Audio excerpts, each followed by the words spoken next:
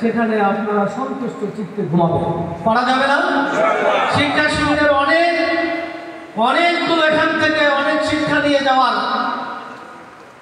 প্রয়োজনীয়তা রয়েছে, সুযোগও রয়েছে।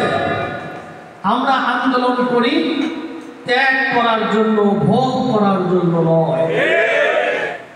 যারা যত বেশি ত্যাগ করতে পারবো তারাই আন্দোলনে তত বেশি যোগ্যতা নিয়ে দায়িত্ব পালন করা সম্ভব হবে। যারা ভোগের চিন্তা করে তারা কোনোদিনও একটা দেশের বিপ্লবের জন্য তারা কোনো ভূমিকা পালন করতে পারেন না। এই জন্য আপনাদের কষ্ট হতে পারে, খাবারে কষ্ট হতে পারে, সময় মেনটেনে আমরা আশা করছি যে কোথাও কোনো সমস্যা হবে না ইনশাআল্লাহ।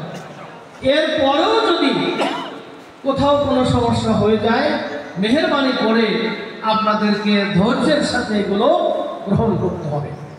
সম্মানিত রোকন ভাইয়েরা,